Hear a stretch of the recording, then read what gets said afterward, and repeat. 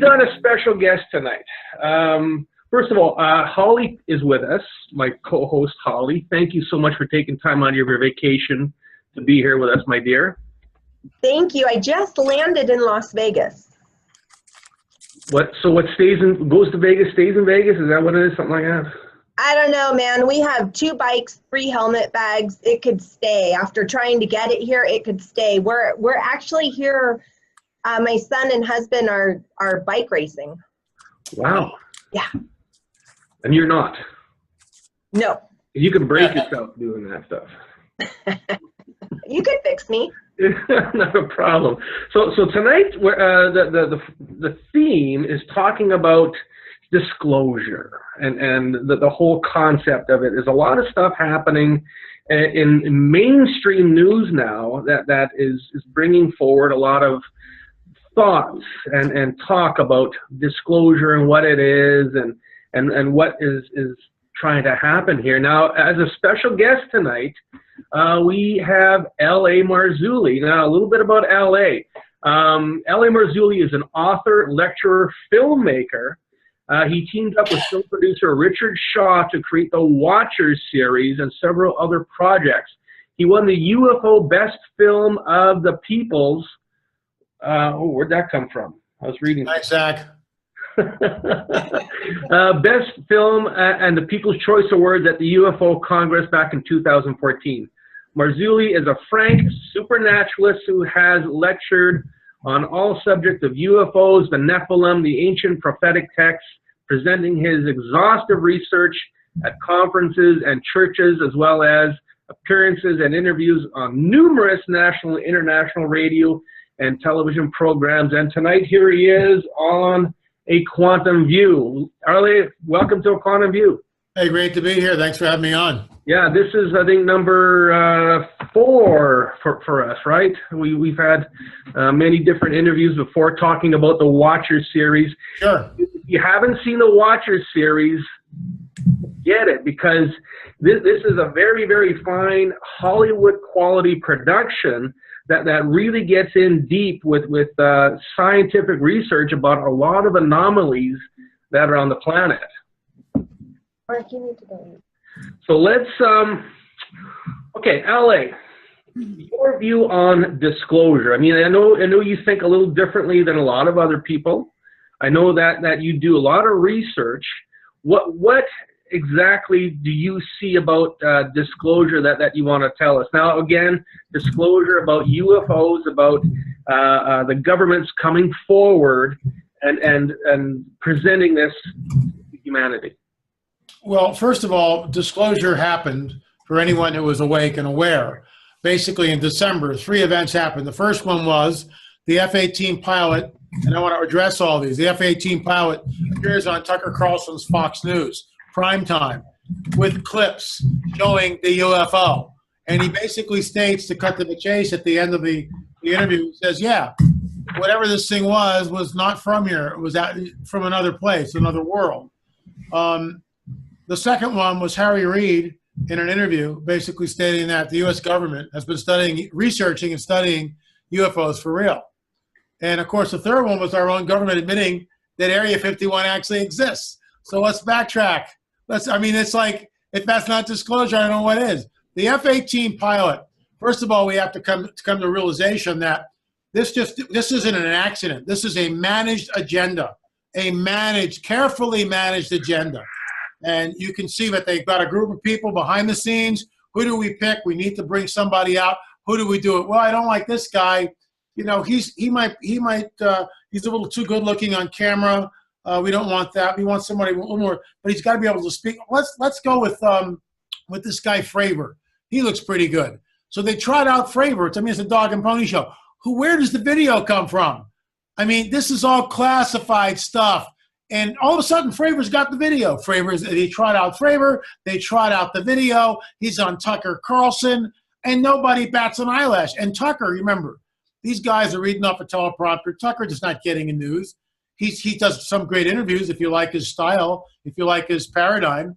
You know, he's a sharp guy, he's an intelligent guy, but he's not producing the show. There are people behind the scenes. So this, you know, you follow the dots. In other words, it's like, where does this thing, there's the clip. Where does this thing begin and end? You know, who's the person that, the media person that gets a hold of Tucker's producer and go, you know, we really want to have this guy Fravor on and show the folks a real UFO. And they do all this, and the American public, it's flatlined. Nobody bats an eyelash. It's business as usual. I mean, I'm like screaming at the television set when this is going on. You know, did you see that? I can't believe. I'm like jumping out of my Barker lounger. You know, I'm completely on fire. Then Harry Reid's going. We've got a special, a special study from our government to study UFOs, research UFOs. Well, that begs the question, gee, Harry, what are you studying? Are you studying photographs?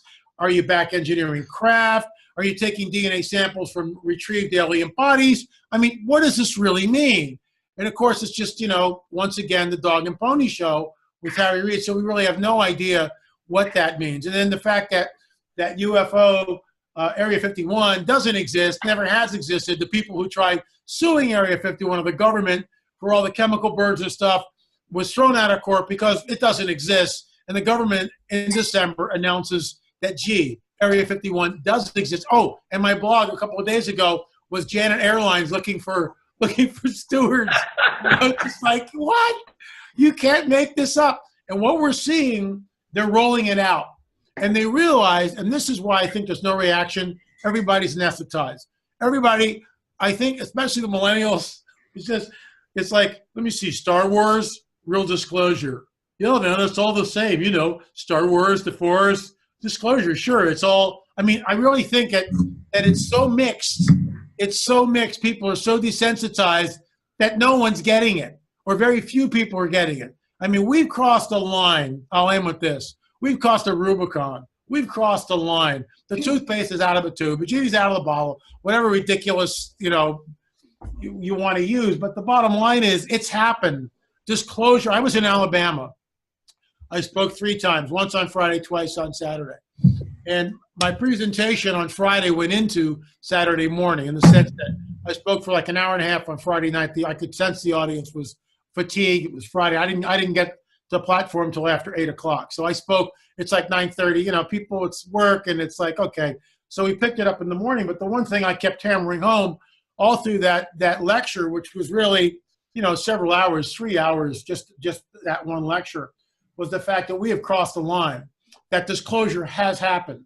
And that what 2018 means to me is, what are they going to do next? Will they show us, oh, and by the way, Fox News, you know, here we are, Tucker Carlson is deep in Hangar 18 at Wright-Patterson Field, which does exist, by the way.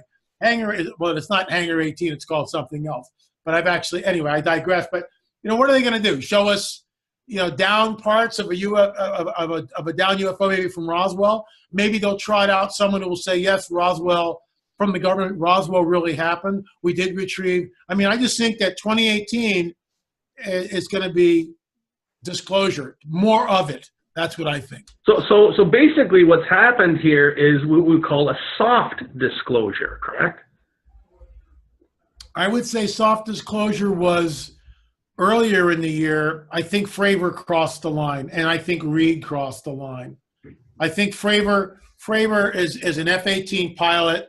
He's former military. There's credibility there. Just, I mean, all day long. He gives the backstory.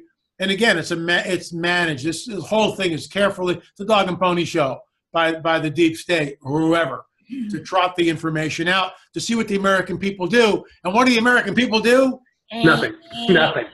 Flatline. Totally flatline. Go figure. Yeah. So you know, for people like me, Holly, Zach, Denise, I mean, as you said, disclosure happened a long time ago. When I go on YouTube and I start doing research, oh, another UFO video, another gray alien, oh, boring, boring, boring. I mean, that's you know, if you're awakened, you're aware that, hey, this stuff does exist. And it is, you know, for my work, it's causing health problems in a lot of people with abductions and the whole bit. Oh, yeah, we can get so freaking deep into that, it's not even funny. Right. So for the mainstream, unawakened folk, I think they're going to have to do the soft disclosure rollout as time goes on. And that's, I mean, that's what we're seeing. We're definitely seeing this rollout. But it's like, you know, I'm watching all the sites like I do every day. And you know, Drudge Report again had that little blurb about Janet Airlines looking to hire people, which I found just Jimmy Church actually, I think, applied for that. Yeah, absolutely. Wouldn't you want to do that? You know, and then when you get off the plane, you just kind of wander to the side here, hope nobody's looking at you. Taking little pictures, eh? Yeah. Just go down in the elevator about 10 floors. Yeah. So you know, so we've got let's say an opening of disclosure to the general media or general masses of unawakened people. We've got the awakened people who are like, yeah, I mean, you're preaching to the choir. So you know, I think they do have to really be careful on how they present this, because if they throw everything at everybody, if the president, Mr. Trump, stands up and says, there are aliens amongst us and we work with them and blah, blah, blah, and here's all this proof and everything, I think the country would go nuts. If they actually came out and said that, it'd be very interesting to see the reaction. I think that's where they're headed eventually. And we have to ask ourselves something, you know, and detach ourselves from Star Trek, the Star Trek paradigm with the prime directive. I mean, that's just, you know, somebody wrote that. It may or may not be true. It's like, you know, that we can't take that as gospel, you know what I mean? And we have no idea what we're looking at. I mean, we all have different views perhaps, but we do agree that the phenomena is real, burgeoning and not going away. The question I have, and I keep raising, why the cat and mouse game for decades? What is restraining them, at least at some level? It's bizarre.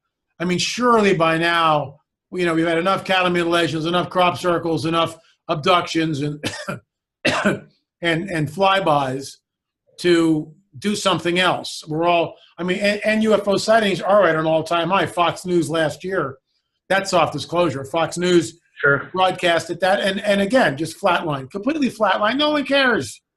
You know, well, as you said, everybody's desensitized. Now, I think, LA, that you and I could make a pretty penny by starting to make aluminum hats, right? I'm ready. I'm absolutely ready, you know. I want to believe. I want to believe. Is there any kind of label in the back underneath there that tells you where to buy them?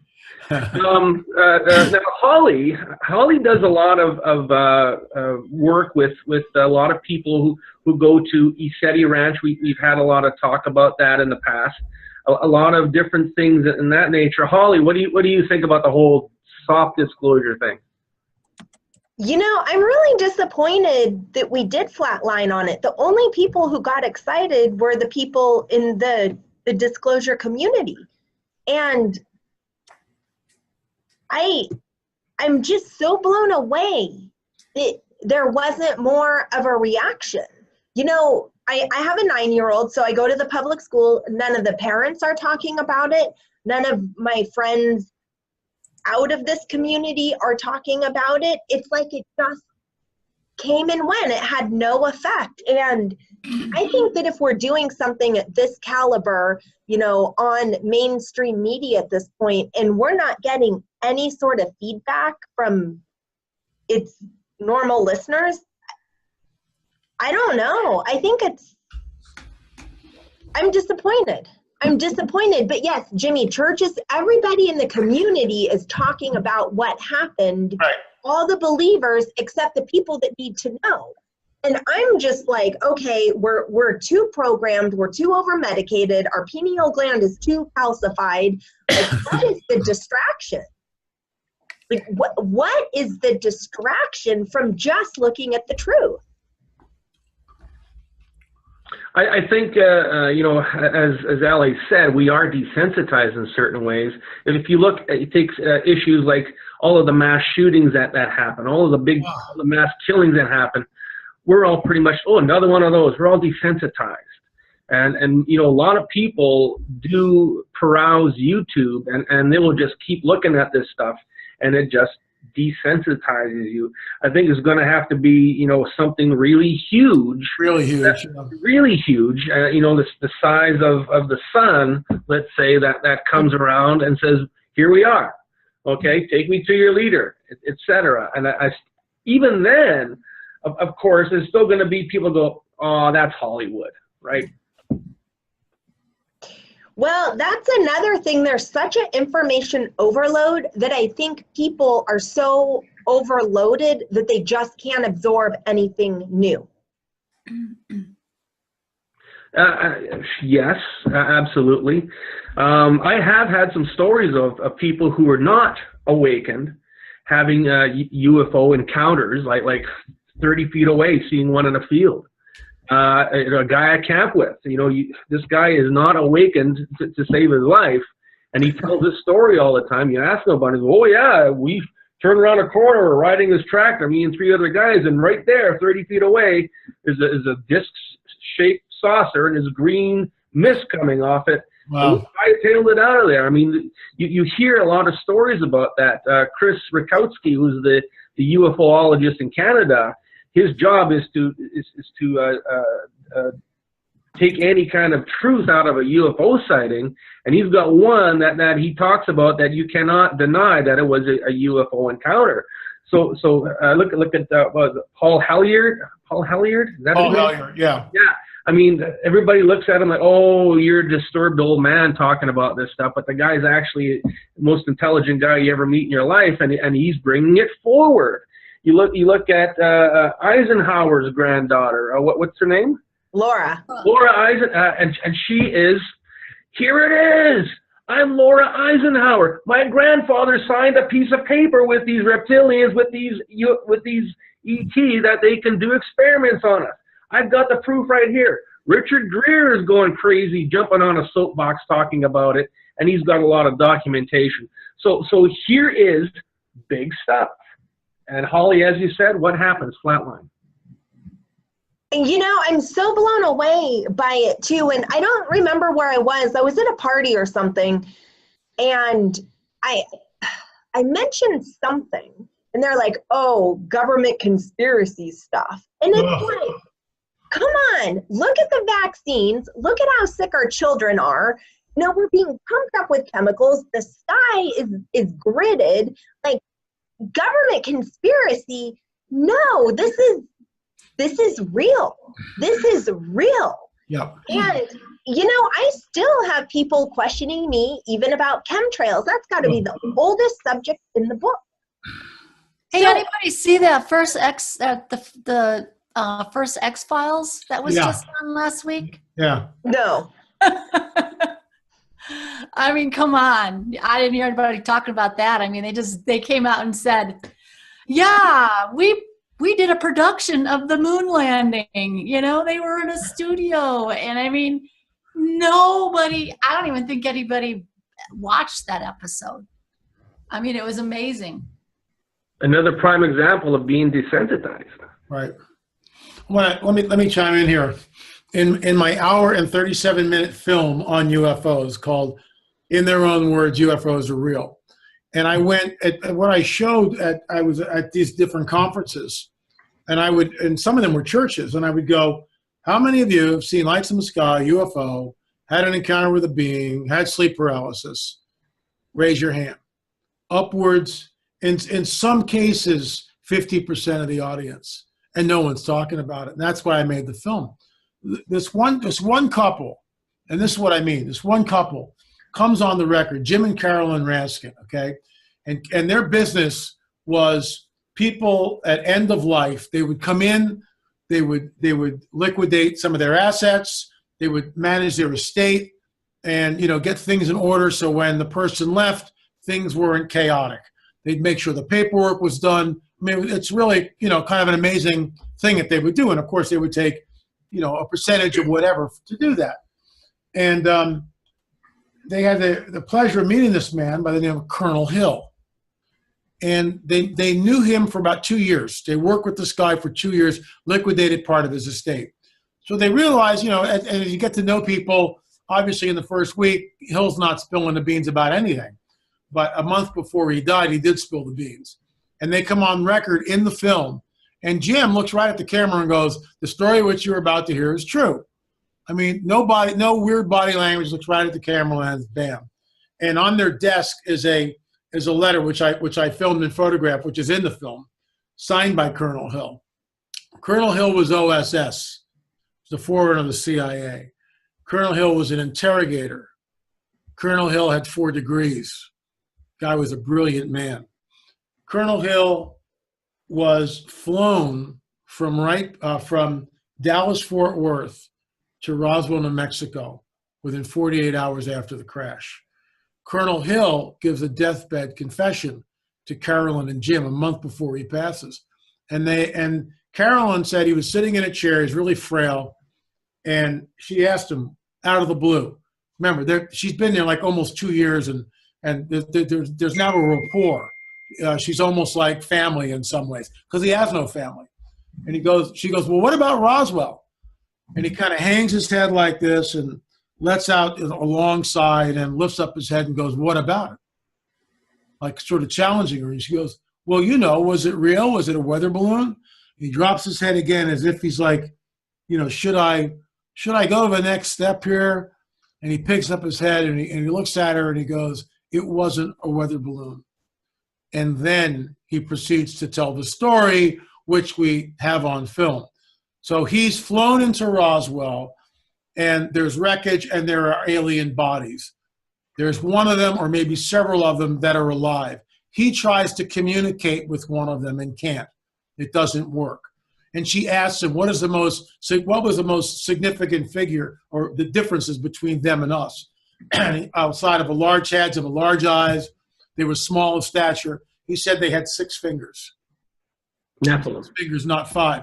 And they were wearing a one-piece jumpsuit. And he stated on the record that the wreckage was flown to Wright-Patterson. So, okay, why is that important? And why would you think that with that information, and I was on Coast to Coast, I mean, this is old news. We released this in 2017. You would think people would just be going, oh my gosh, I gotta watch this. Nobody cares. Nobody cares, or very few people care. I mean, I was on the edge of my seat listening to this thing, filming it, you know, at their place in San Antonio. I was just totally blown away. I mean, this is as close, other than talking to Jesse Marcel Jr., which I interviewed years ago. That's as close as I've ever gotten. Jesse Marcel's closer because he actually handled the stuff. And I remember, you know, talking to him. This was after all the nonsense had gone by, and he just told me point blank, sort of off the record, that his family paid a great price for doing what they did, where they disparaged his father. To think that his father would mistake a weather balloon for a UFO is absolutely degrading the man beyond anything. I mean, this was a highly intelligent guy, Jesse Marcel Sr., that retrieved maybe not hundreds, but scores of weather balloons. This wasn't a weather balloon. And Dr. Jesse Marcel Jr., when I interviewed him, it was just an unbelievable interview. So here's another link to the Roswell deal. You know, another link, and it's like, I don't know. Maybe everybody's just exhausted with the subject and going, let him land already. Who cares? I think people are going to say something and care when they find out that we're giving them welfare and they're taking their jobs. I think that's when people are going to say something. Zach, you've been pretty quiet. Come on, you got something to say. Well, something. Back to you, Chris. Well, those UFO guys must have got to you now, didn't they? Took your mind, didn't they? I was just kidding. I do have, just for fun, I do have, as a child, I had recurring memories or dreams that I won't go into details, but I think what I've learned now, it could have been some kind of abduction scenario, like being tested on stuff. Anyway, that's the amount of people that I work with, and I'm doing my healing work, that the answer comes up that there's abduction involved is eyebrow raising, to say the least. There's so many people that are being affected by abductions, and this happens. Some people it is their actual physical body taken out and being worked on, but for a lot of people it's their etheric bodies, their quantum self, and so forth. And what we end up doing is offering restitution to these people because the governments have allowed, they've given permission for these ET to come in and do abductions. So Source, God, is offering restitution in whatever way, shape, and form is going to come. So it is, again, it goes a lot deeper than just seeing something in the sky. It's people that are being abducted. People are being manipulated by these entities, these reptilians for the most part. It's shaping of the landscape of our governments. It's causing so many different types of issues to happen that we just slough off as, oh, somebody had a bad day. But When in fact, it's these reptilians, these ET that are manipulating us. You were saying governments, and I wanted to ask LA, you know, you said something a minute ago about what's restraining the governments? Why aren't they just coming clean? Because it is so obvious. If you got any kind of eyes to see, you can see Sure. it. But, you know, I think one of the reasons could be because there's so much more than just disclosure. And we could break down that word. What does dis as a prefix really mean? Put that before disclosures. What does that really mean? We're not disclosed. We're not bringing closure. Isn't that what that word really means? Right. But it's probably because they don't want to come clean, because once they do, then everything's going to come unraveled. You know, who are these aliens? Aren't these aliens really the fallen angels Right. that are controlling the whole Matrix program and harvesting and entrapping soul? I mean, isn't that what the disclosure should really mean, and getting down to what is really happening? That's the take I would say. There's an interesting prophecy found in prophetic literature that talks about trading in the souls of men. How's that done? I mean, it's just there, trading in the souls of men. I've talked to people that have been abducted or close to it or had contact, and they talk about feeling like their soul's being ripped from them, and then they cry out and it stops.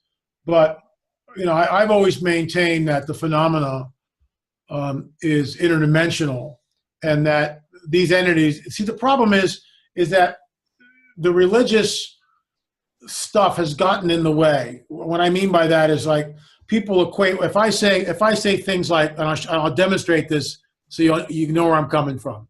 If I say nefarious extraterrestrial entity, you'll listen to me. If I say fallen angel, a lot of people will just go click. What if they're one and the same? What if instead of calling a fallen angel, what if I just call it a nefarious interdimensional entity? All of you will just go, sure, yeah, I'm right there with you, LA. Now what happens next?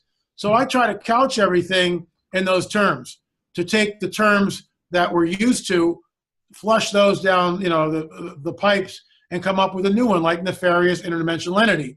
When I spoke at UPARS, I asked the audience, I said, how many people in the room think it's a good thing for a 5-year-old to be abducted and implanted? Anyone? Not one hand went up. You know, and it's like, this is the deal. In order to get on board with that, we have to take sort of our rationale and chuck it. But however, this is what happens, Stockholm syndrome. This is what happens with many abductees. They are taken, and at first, like Whitley Strieber, they're terrified. I've spoken to some of these people, and they're deep down the rabbit hole, and then they do a switch, and they take their reason and go, maybe they're higher than us, I'm going to go along with it. But in the meantime, viscerally, in the beginning, they're screaming, protesting. What 5-year-old wants to be abducted? What parent would allow their 5-year-old to be abducted by anybody? It doesn't have to be a nefarious interdimensional entity. It can be anybody. I mean, there's no way any of us sure would allow that for any reason. And what bothers me is, like, it's always under the cover of darkness. It's always clandestine. Fear is always, not always, but in most cases, these people who are abducted, and I've spoken to many of them, absolutely terrified, just terrified. One of the guys who comes on the film, his name is Al, lifelong abductee experiencer. And he talks this one thing, one of his last abductions, where he's driving home from work, he's in the car. How many times have I heard this? Driving home from work, he's in the car. He knows he's going to be switched off. You can feel it. He knows he's got about 4 or 5 seconds before he goes. Sure enough, it's hours later, and the car, this is all in the film, all this whole testimony, and Wesley Sangiorgi brought it all to life through CGI. In the film, the car is being let down from the ship in this he described it as the most brilliant light you've ever seen. And the car's like falling like a leaf and hits the ground. The car starts by itself. He's still out of it, sort of. And the car steers itself on a winding country road. Finally, he brings his hands up and is able to, you know, take control of the car. He finds out he's missing 4 hours of time, and he's hundreds of miles away from his destination. He finally gets home. He crawls under the covers, curls up in a fetal position, and cries himself to sleep. Now that's chilling. And then later on in the film, he really, you know, when I went up to interview him in Canada, I had no idea he would be the centerpiece of the film, but he turned out to be the centerpiece of the film. He comes on it in four different times in an hour and a half. But one of the more chilling testimonies from this guy was he was a mover, and this woman was moving in from the Middle East, specific, I think, Kuwait, and she had a huge container. So he goes and meets her, and you know, she's a good-looking woman. Not that that means anything, but she's attractive, and she's dressed really nicely, and but she's wearing these dark sunglasses which wrap around her eyes, completely wrap around her eyes, on the sides, letting in no daylight. They're almost like what swimmers would wear, almost, but they're glasses, right? He figures she's got an eye problem. He dismisses it. So the two of them are together. They're alone on a freight elevator going up to look at her stuff. And she leans forward. Now, he's never met this woman before. He has no idea who she is, still wearing the dark sunglasses in the elevator. And she goes, "They're listening, Al." And Al goes, "Who's listening?" And she goes, "You know, the Greys. We were supposed to meet on the ship." Al is totally creeped out by this, totally creeped out. So the day wears on, and in the interview, it's hysterical. He goes, "So for whatever reason, I gave her my phone number," and I lean forward and I go, "Mistake number one," because it was. But he gives her his phone number, and she calls him several weeks later, and she says, "Why don't you come up for a glass of wine? Me and my friend are here." So he takes her up on it. Mistake number two. And he goes up, he buzzes up to this beautiful flat. It's a summer day. These two ladies are drinking wine, big goblets of wine. He sits down and relaxes. She's wearing the dark, you know, the sunglasses, the wraparound sunglass thing. The friend isn't. And they're all just chatting. And, you know, ladies are drinking wine. And he looks over and there's this huge fly, like a deer fly, on the side, the rim of the glass. And he goes, "Let me get that for you." And she goes, "No, I'll get it." And she reaches forward with her finger, right? She doesn't crush the fly. The fly sticks to her finger, and she brings it up to her mouth about 6 inches away, and she sucks it in. At this point, yeah, everybody always laughs at that at the conferences too. It's a nervous reaction. It's a nervous laugh. And he goes, "If you're hungry, I'll fix you a sandwich." And then the audience really cracks up at that. But that's what he said. And she goes, "No, I'm okay." So it's like right there, there's something really weird going on here. I mean, like really weird. She takes off her glasses and she puts them down on the counter. She goes over to him and she sits on his lap and pulls up his shirt and goes, "Wow, you're really well preserved." And I stop him in the film and I go, "Wait a minute, Al, you've got a girlfriend. Is this normal behavior for him?" And no one's ever challenged him on this. And you can see he's taken aback and he's going like, "No," it's all of a sudden light bulb goes off. "Why did I allow this?" Hello, UFO brain fog. There's something else at work here, which is shutting you down to get control over you. And the glasses are off, and she's sitting on his lap, and she goes to kiss him, arms around him, and as she comes towards him to kiss him, he pushes her away. And as he pushes her away, the eyes shift and go black. The soul left. The eyes shift and go black. He gets up. He runs out of there. She's running after him, and she's like, got this laugh. He said it was the most evil laugh I've ever heard in my life. He goes running out of the room. He calls me like a half an hour later, and we get on Skype. This is a couple of years ago, and we talk, and I sent him literature and told him what I thought was going on, and make a long story short, he came across the line into my paradigm, and he stopped the abductions and stopped the whole thing. And now he's, counseling other abductees that there is a way out. But, he saw a hybrid being, which coincides with Dr. Jacobs' work. All this stuff is real. I mean, I've got several stories of people. Let me just tell you another one since we're on the hybrids. This one freaked me out. Well, not that Al freaked me out too. So this couple at a fair in some Midwestern town, all right? Just a normal, father, mother, a couple of kids. The daughter is on a Ferris wheel, on a ride. So they're waiting for the daughter to come off the ride. And they see these like kids, but they're really not kids. They're not sure what they're looking at. And they kind of look the same and dress the same, maybe like brother and sister, but they're not sure. And they're not even, it's like, is this male and female? They're sort of androgynous looking, not really sure.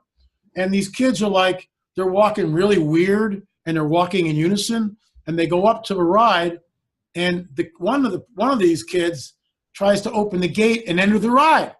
And the carny guy goes, what are you doing? You get in line. You can't do that. So the kids just stand there. And the father and mother are looking at all this. And the mother goes, look at that. And he goes, yeah, these kids are really messed up. So the daughter gets off the ride. They come back to the mother and father. And as she is walking away, as the mother is walking away, she turns and looks over her shoulder.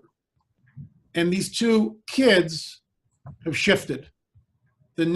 She said the necks were arched and elongated in an absolutely impossible way for a human being to do. And they were leering at her. They were leering at her like, hey, guess who we are?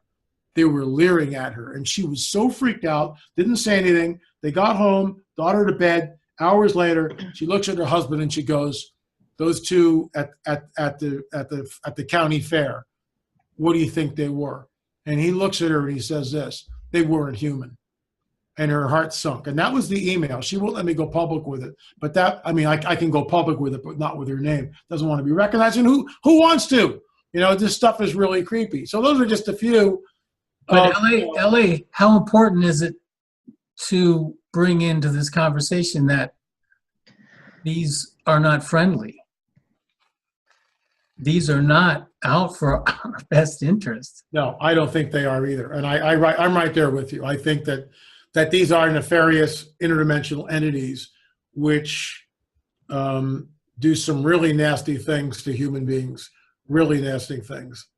Yeah, so it's important to keep that in the forefront, really. Because like I said, disclosure is so much more than just the fact that there's other life forms. It's all this thing, and they don't want to reveal it because governments come unraveled, religions come unraveled, all the stories, all the lies, that this is maybe a simulation, virtual reality. Everything blows up in their face if they were to, come out perhaps, but they're not friendly. So how does that play into it? Well, I mean, I look at, again, I go back, my paradigm is, and I've researched this for years, and it's very complex, and the scope of it is certainly more than an hour conversation, but I've written 12 books, produced 13, 14 films on this stuff, either indirectly or directly about it. These entities have interfaced with human beings for millennia, and it's always the same thing. When they show up, they want to be worshipped as gods, and this is where like the Ancient Alien series, it's like which I was on the first 2 seasons. They're right. When you go to a place like Teotihuacan in Mexico or Corral in Peru, and you see these pyramidal structures, or the Great Circle Mound in Ohio, or the Anasazi ruins, or the Great Serpent Mound in Ohio, or Cahokia down in the Mississippi, along the Mississippi River, or Poverty Point, which is another huge mound. All of these areas, in my opinion, we are looking at technology, which you'd be hard-pressed to do it in modernity. You're looking at technology, you're looking at that whoever these entities were when they got there. Let's just deconstruct one little thing. You go to Cahokia, it's the largest mound in North America, the largest mound. The base of Cahokia is greater than the Great Pyramid. So it's right by the river, the Mississippi River. The plaza in front of that is 45 acres leveled within 2 inches. How did they do that? the tonnage of dirt to make Cahokia is well over 390,000 tons of earth that were moved. Okay, they moved the dirt, but how was the dirt compacted to hold its shape? How was that done? And who moved the dirt? We actually have an experiment that we're running.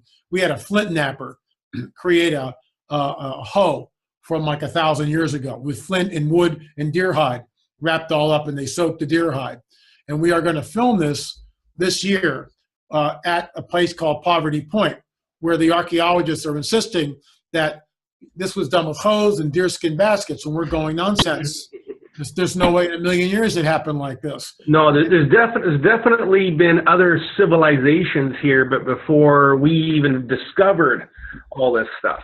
But the point I'm trying to make, without going on too many rabbit trails, Teotihuacan in Mexico, Cahokia, Poverty Point, same thing, huge earthen pyramid, the Great Circle Mountain in Ohio, go to Cusco, Peru. All these sites, Corral in Peru, all these sites were inhabited at one time.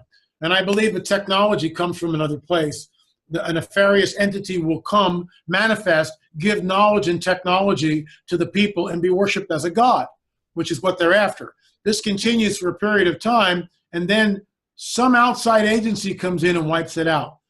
And we see this, and this is the basis of a book I'll be working on, over and over and over and over again. When Native Americans show up at the Great Circle Mountain in Ohio, which to some people isn't as impressive as Cahokia. It's 1,200 feet in diameter. It's huge, absolutely huge, 1,200 feet. The level inside that mound, the plaza, whatever you want to call it, is basically dead level. And of course, there's like a ceremonial mound where they found human remains on an altar. Hello. So the moat that goes around that, how was that constructed? How did they know how to make it level? So, you know, they had to level basically all that acreage. So when the water came in from Raccoon Creek, which was a quarter mile away, everything would fill up level at a nice level. So when you'd walk in, think about it, in antiquity with the torches and everything else, and the inside of the moat is water, the reflective pool. I mean, it's just mind-blowing what it must have looked like. So where's that technology? And who constructed it? They don't know. They call them, you know, the woodland people. They just make up names. The woodland people. The Native Americans show up, and the white settlers come in and go, who made this? And the Native Americans go, we don't know. It was here when we got here. So no one wants to hear that. Everybody wants it all nice. Something's going on this planet, and we see it over and over and over again, where technology is used to create artifacts. Let me go, a little sidebar. I was at a museum in Oklahoma City. And when I go into museums, I was always looking for out-of-place artifacts. There's a video that I did on this on my YouTube channel. For those of you who are listening, L A Marzulli, just go there. It's called Out-of-Place Artifacts. And we're there, and we see this little locust made out of quartz. It's a locust effigy. It's about that big. It's about 4 inches. No wings, but the body. And it's perfectly carved, and it's beautiful. And at the tail, it's got 4 concentric rings, just perfect around the tail. And it tapers like this. The tail's small, and then it tapers into something larger. The face, delicate, intricate. And so I go to the archaeologist, and I go, well, how was this done? And he's trying to tell me, peck, peck, peck, peck, peck with the stones and the sand slurry with the rawhide. And I said, well, can we examine it? So I get my anthropologist on this. He fills out the formal paperwork. We're right up to the door. They're going to let us in. All we want to do is take the stinking thing out of the case and look at it with a jeweler's microscope. We want to see what kind of tool marks are there. We want to investigate this. We want to bring a gemologist in. What do you think?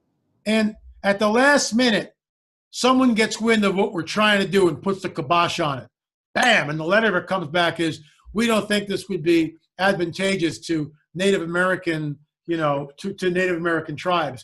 And we're going, what if it wasn't Native Americans who built this? See, NAGPRA, Native American Grave Protection Repatriation Act, has basically put the handcuffs on any type of research. Because these tribes are going, oh, we built that. Oh, we did this. Oh, we did that. And we're going, no, you didn't. No, you didn't. No, you didn't. You did some of this stuff, but not the mounds in Ohio, not the Serpent Mound in Ohio. You didn't build Cahokia, with all due respect. There's another race that was here. And you guys even fought against them, and you called them the Giants. the red-haired cannibalistic giants. It's in all of your oral tradition. So you already know about that. That's why we're on the trail. So there's this whole hidden history deliberately obfuscated. It's global. It was everywhere. And I think we're on the verge of having the old ones come back.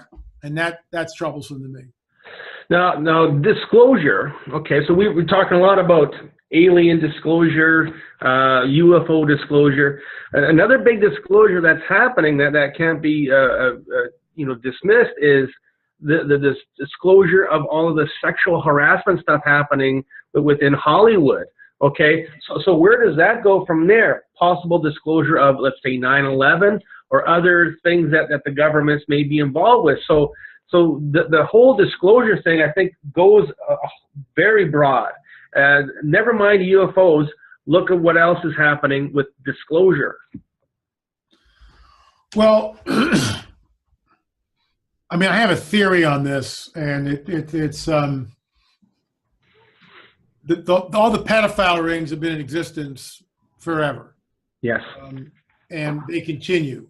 The Super Bowl, it's our greatest cultural gathering in America, right? I watch it because I have to watch it because of the halftime show to see what kind of Illuminati occult spectacle we'll be looking at. That's the only reason why I watch it. Madonna. And I really enjoy those little mini weenies that they always serve. I just love those things. I know they're not good for you, but I love them. So, when we look at pedogate and all the sexual harassment that's coming out, and I can't prove this, but my theory would be that Hollywood has been bashing Trump ever since he got elected, unmercifully, calling him every name in the book. And Trump, in my opinion, is pushing back. And he's known about all this stuff before he was a politician, before he gained the White House for years. And I think what we're seeing is pushback. I really do. I think it's pushback. And he's going, you guys are coming after me, calling me every name in the book, and that's fine. So, Harvey, you're not this lily white guy, and you've been screwing around with everybody and his brother. So why don't we just let this roll out? And I can't prove that. I don't know whether that's true or not. But then you get into the deep state, and you get into who knows what.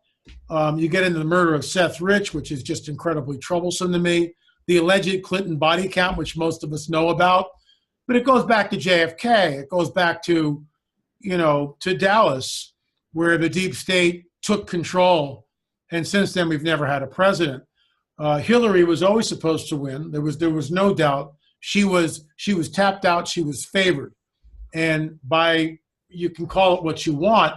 The so-called blue wall came down, and that's why Trump got in. And I realized he's very controversial, but Hillary was the pick. Hillary was the favored by the deep state, by the Illuminati, in my opinion.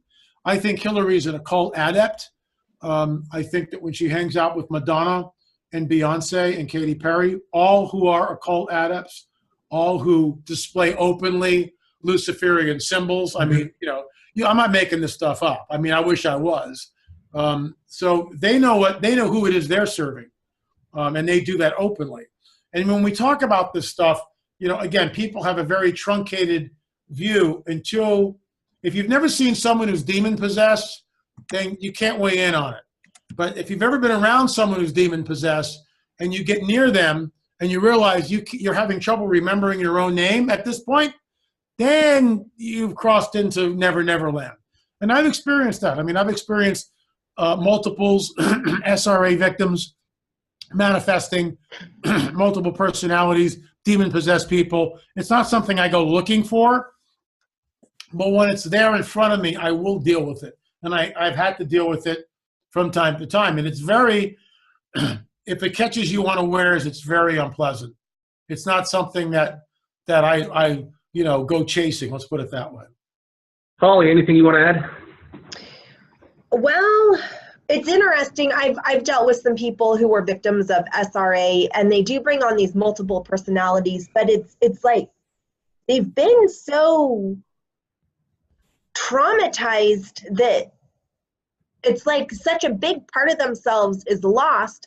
But it is what everyone's talking about on the show. It's bringing me up to technology and how our technology is maybe steering us away from our source, our heart, our connection with spirit and God. I was just reading yesterday about the Keck virus, K-E-K, and how that virus, it's a game and it can actually get into your mind and program your subconscious. So it's a fairly new program, but you have to think this has been going on for decades. The mind control, we're all addicted to the Black Mirror right now. And is our electronics giving us some sort of, I feel like our electronics are kind of a reptilian device. It's a really great way to get surges of dopamine scrolling through social media. And I believe that it is actually numbing us down to the real disclosure. Because even the stuff that's going on politically, I'm still not hearing enough, or like with the Pedagate, I'm still not hearing enough concern from everyday people. People are just blowing all of this off, and I'm wondering what is the distraction? That's the mind control right there. That's the mind. I agree. I've been doing not a lot of research, as much research as I can on how the rise in school-age children, because I have a 9-year-old, a rise in anxiety and suicide and depression through the social media, and is what it's doing is it's erasing old neural pathways and it's creating new neural pathways. And I really think that this is the reptilian agenda to reprogram us right through our electronic device. Oh, there's no doubt whatsoever that the electronic devices are involved. How does somebody all of a sudden pick up a gun and go shoot 50 people? Okay, phone rings, somebody says the word blue, and this person gets activated and they go off and do things. I do the same research too, and find that there are ways that these electronic devices can actually take your soul. Why are so many kids addicted to these video games and they can't get away, and they freak right out if you try and get them away from it? It's because their soul is in there. What I call the source self is in there, and they want to be connected to it. So that's what they're doing. So the look at how technology has gone from this to this in a blink of an eye. All of a sudden, we got phones that got more computing power than the Apollo 11. We can do anything with these things all over the world. I can work with people all over the world just through my computer. I mean, how beautiful is that? Technology is fantastic, but yes, there is ways to manipulate people's minds through that technology. Well, I think that's becoming a very severe problem. And then, so I moved to Portland, Oregon a while ago, and I started learning about the Tiffany Jinks murder, and she was under monarch mind control. And then every once in a while in Portland, you'll just have some totally random off the wall. Like there was just this guy on trial because he went into Denny's and he poured gasoline on someone and lit them on fire.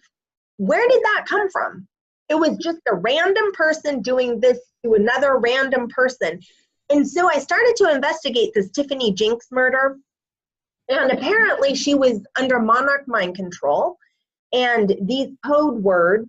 But I think the same thing is happening to us right through our electronic devices. I think the same mind control is happening right through our electronic devices, and it's creating loosh. And I really don't see us getting out of it. Every time, I just learned about electronic tattoos that have been around since 2016, I think, but there's electronic tattoos that actually have sensors in them. That's the newest thing that I just found out about. And one of the people from Facebook has it, this electronic tattoo, and it can program things around you. Then you have the Internet of Things. Like we are just walking in to mind control, giving up our free will, and we're okay with it. Hey, LA, that's a great segue, I think, there, Holly. I hope that wasn't too random. No. LA, what should we expect? I mean, like we said, those with eyes to see can see.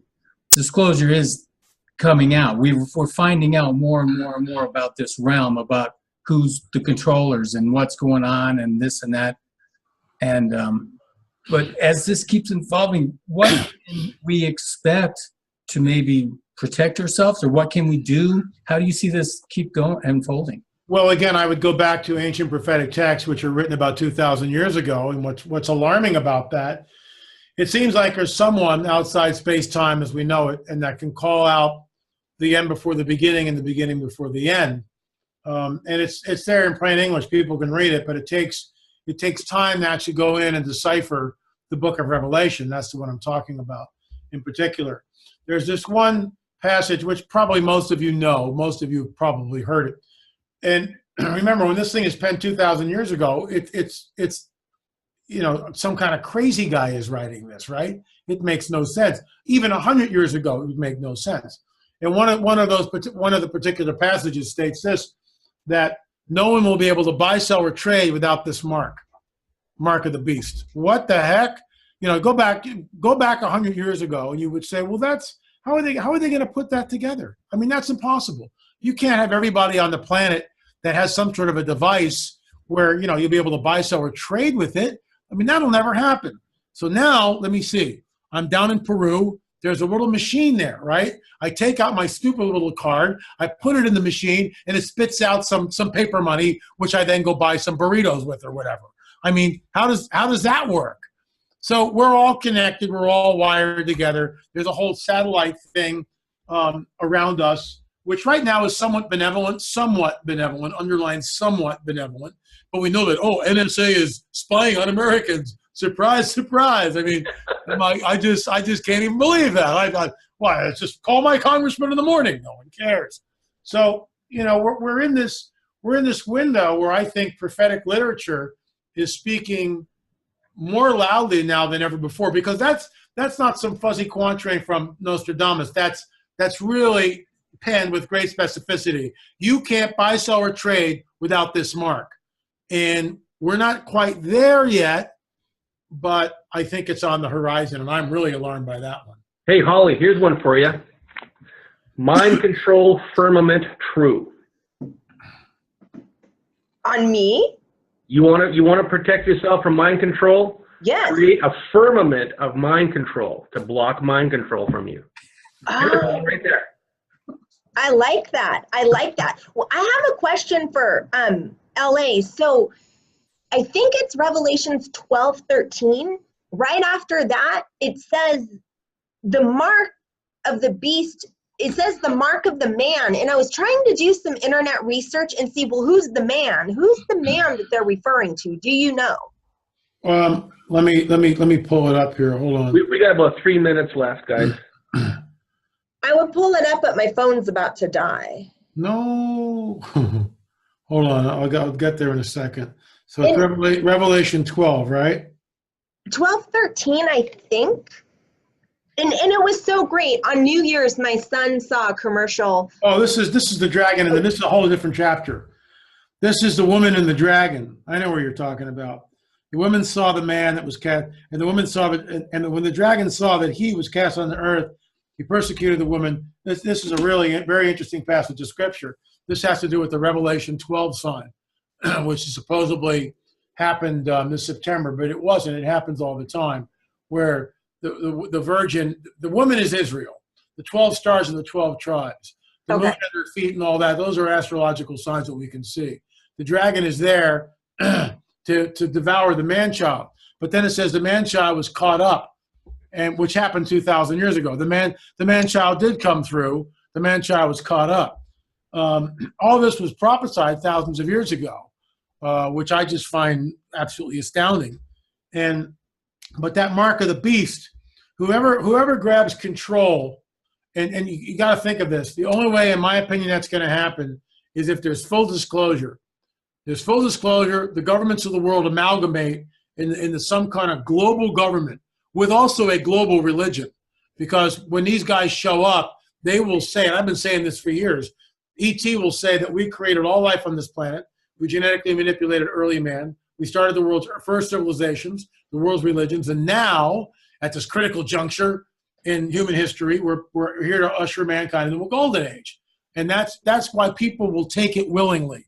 And then they'll say, we've got this little implant, a little chip about this big. We'll implant you. It's a DNA upgrade, and you'll live for 300 years disease-free. How do I know that? The work that we did in our Watchers film, specifically Watchers 7 and 8, when we took the implant out of Bill. And that thing was 40 years old. It was Dr. Roger Lear's last implant removal. I was there through the whole process, and it blew me away. Because when we went to take the thing out, it was like cloaked. We couldn't find it. And yet we had found it 2 weeks earlier, the same ultrasound machine. We found it like in a minute. Dr. Matriciana took the x-ray, put it on Bill's knee, and oh, there it is. We'll see you in 2 weeks. Now it's 2 weeks later. There's like 3 camera crews. Bill's there. Dr. Lear's there. It's an hour and 20 minutes going over this little 3 by 8 inch strip of flesh. Matriciana can't find it. He looks at Lear after an hour and 20 minutes and goes, well, maybe we should go get another x-ray. And Dr. Lear goes, no. We know it's there. We've got it on CAT scan. We've got it on ultrasound. We've got it on x-ray. I mean, we know it's there. We've seen it. So I'm in there, and I get a little tap on the shoulder from the good guys. And I take authority over the situation. And I just said, okay, this is going to sound really weird. I'm a room full of people that I don't know for the most part. I go, it's going to sound really weird, but I'm going to pray, and I'm going to do it now. And all I did was this. Father, if there are forces which are cloaking this device, I ask that you would break their power and do it soon. Okay, so there's no church bells, no one singing Hallelujah chorus. That was it. And there, a minute later, all of a sudden, out of nowhere in the monitor, the object comes in like this. Yeah, just like that. And everybody goes, what the heck is that? And Matriciana is like this with the ultrasound wand, tapping the wand, looking at it, tapping it, looking at it. And I'm just sitting there laughing because I know who showed up. Now, that doesn't happen all the time. But when it happens like that, it's really— But it needs to happen. It needs to happen more often. So I called on someone, and he showed up, and we took the implant out, and the thing went dead. The thing was totally dead. And we took it down to Seal Lab 2 days later, and we viewed it under a scanning electron microscope. There was like a substance which was around the entire implant, like a rubbery type substance, which we sent off to a lab to get analyzed. I mean, this is like, who gets to do this stuff? I mean, that's as close as I ever want to get. And this guy was abducted 40 years earlier, he was at 5 years old, and taken up through the ceiling. And he lived with this thing for 40 years. And when we took it out, I've been following up with him. At first, he lost weight, and then his joints started to hurt, and then he started getting sick, which never happened before. So, just saying.